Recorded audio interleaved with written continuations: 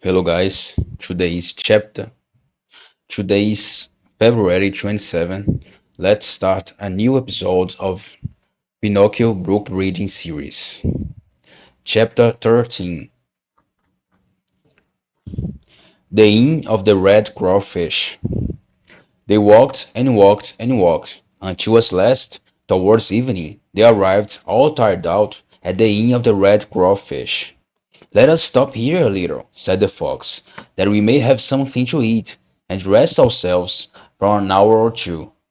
We will start again at midnight, so as to arrive to the field at Miracles by dawn tomorrow morning." Having gone into the inn, all three sat down to the table, but none of them had any appetite. The cat, who was suffering from indigestion and feeling seriously indisposed, could only eat 35 fish with tomato sauce and 4 portions of tripe with Parmesan cheese. And because she bought the tripe was not seasoned enough, and she asked 3 times for the butter and grated cheese. The fox would also willingly have picked a little, but as his doctor had ordered him a strict diet, he was forced to content himself simply with a hare dressed with a sweet and sour sauce, and garnished lightly with fat chickens and early pullets. After the hare, he sent for a made dish of partridges, rabbits, frogs, lizards, and other delicacies. He could not only he could not touch anything else. He cared so little for food, he said, that he could put in nothing to his lips. The one who ate the least was Pinocchio. He asked for some walnuts and a hunch of bread, and left everything on his plate. The poor boy's thoughts were continually fixed on the field of miracles. When they had supped, the fox said to the host, "Give us 2 good rooms, one for Mr. Pinocchio, and the other one for me and my companion. We will snatch a little sleep before we leave. Remember, however, that at midnight we wish to be called to continue our journey." "Yes, gentlemen," answered the host, and he winked at the fox and the cat, as much as to say, "We know what you are up to, we understand one another." No sooner had Pinocchio got into the bed than he fell asleep at once and began to dream.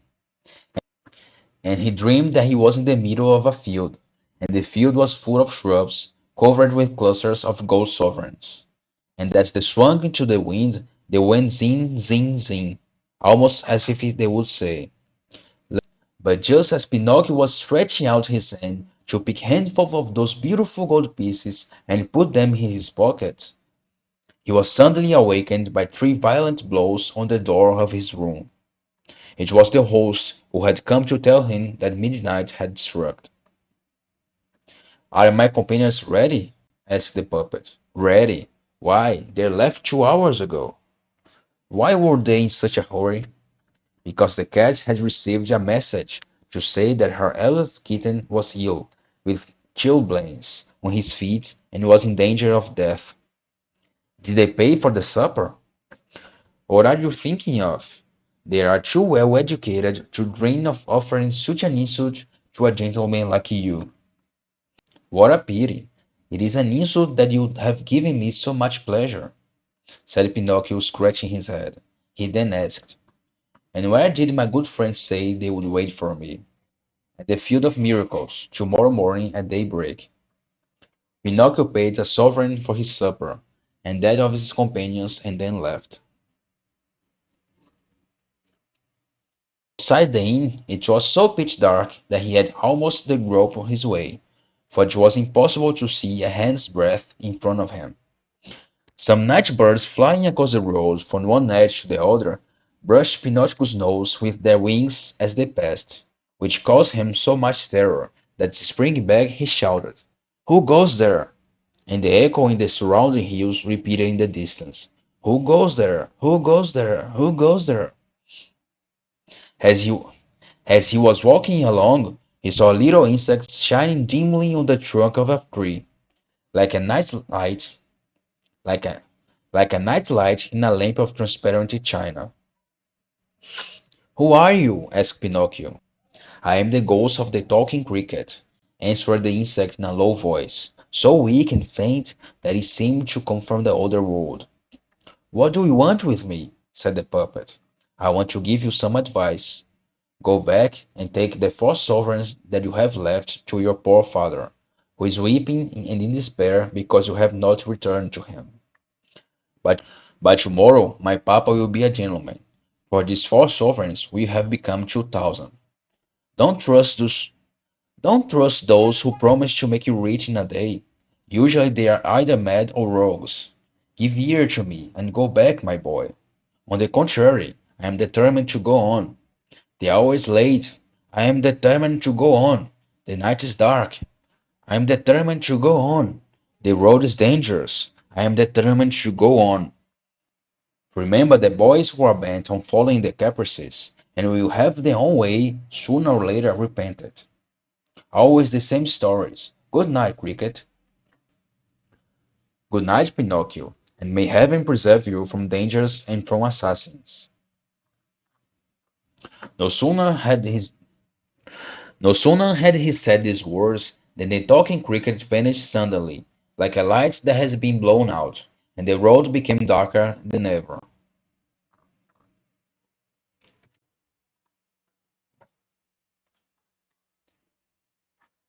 Chapter Chapter 14. Pinocchio falls amongst assassins. Really, said the puppet to himself as he resumed his journey. How unfortunate we poor boys are! Everybody scolds us and gives us good advice. See now, because I don't choose to listen to that tiresome cricket, who knows, according to him, how many misfortunes are to happen to me. I am even to meet with assassins. That is, however, of little consequence, for I don't believe in assassins. I have never believed in them. For me, I think the assassins has been invented purposely by papas to frighten boys who want to go out at night. Besides, supposing I was to come across them here in the road, do you imagine they would frighten me? Not the least in the world. I should go to meet them and cry, Gentlemen assassins, what do you want with me? Remember that with me there is no joking. Therefore, go about your business and be quiet. At this speech, at this speech, they would run away like the wind. If, however, they were so badly educated as not to run away, why, then I would run away myself, and there would be an end of it. But Pinocchio had no time to finish his reasoning, for at that moment he thought that he heard a slight rustle of leaves behind him. He turned to look and saw in the gloom two He turned to look and saw in the gloom 2 evil-looking black figures completely enveloped in charcoal sacks. They were running after him on tiptoe and making great leaps like 2 phantoms. Here they are in reality, he said to himself, and not knowing where to hide his gold pieces, he put them in his mouth precisely under his tongue. Then he tried to escape, but he had not gone a step when he felt himself seized by the arm and heard 2 horrid sepulchral voices saying to him, Your money or your life. Pinocchio, not being able to answer in words, owing to the money that was in his mouth, made 1,000 low bows and 1,000 pantomimes. He tried thus to make the 2 muffled figures, whose eyes were only visible through the holes in their sacks, understand that he was a poor puppet, and that he had not as much as a counterfeit nickel in his pocket. Come now, less nonsense and out with the money, cried the 2 brigands threateningly, and the puppet made a gesture with his hands to signify, I have none. Deliver up, deliver up your money or you are dead, said the tallest of the brigands. Dead, repeated the other. And after we have killed you, we will also kill your father. Also your father. No, no, no, not my poor papa, cried Pinocchio in a despairing voice, and as he said it, the sovereigns clanked in his mouth. Ah, you rascal! Then you have hidden your money under your tongue. Spit it out at once. Pinocchio was obstinate. Ah, you pretend to be deaf, do you? Wait a moment. Leave it to us, find a means to make you give it up. And one of them seized the puppets by the end of his nose, and the other took him by the chin, and began to pull them brutally, and then one up and the other down. to force him to open his mouth, which was all to no purpose. Pinocchio's mouth seemed to be nailed and riveted together. Then the shorter assassin drew out a ugly knife and tried to put it between his lips with a lever or chisel. But Pinocchio, as quick as lightning, caught his hand with his teeth, and with one bite bit it clear off and spat it out. Imagine his astonishment when instead of a hand he perceived that a cat's paw lay on the ground. Encouraged by this first victory, he used his nails to such purpose that he succeeded in liberating himself from his assailants, and, jumping the edge by the roadside, he began to fly across the country. The assassins ran after him like two dogs chasing a hare, and the one who had lost a paw ran on one leg, and no one ever knew how he managed it. A race of some miles, Pinocchio could go no more. Giving himself up for lost, he climbed the trunk of a very high pine tree and seated himself in the topmost branches. The assassins attempted to climb after him, but when they had reached halfway up and they slid down again, they arrived on the ground with the skin grazed for their hands and knees. But they were not to be beaten by so little. Collecting a quantity of dry wood, they piled it beneath the pine and set fire to it.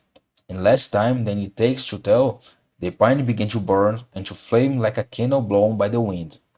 Pinocchio, seeing that the flames were mounting higher every instant, and not wishing to end his life like a roasted pigeon, made a stupendous leap from the top of the tree and started afresh across the fields and vineyards. The assassins followed him, and kept behind him without once giving up. The day began to break, and they were still pursuing him. Suddenly Pinocchio found his way barred by the wide, deep Suddenly Pinocchio found his way barred by a wide, deep ditch full of stagnant water the color of coffee. What was he to do? "One, two, three!" cried the puppet, and making a rush, he sprang to the other side. The assassins also jumped, but not having measured the distance properly, splash, splash, they fell into the very middle of the ditch. Pinocchio, who heard the plunge and the splashing of the water, shouted out, laughing and without stopping, "I find death to you, gentlemen assassins!"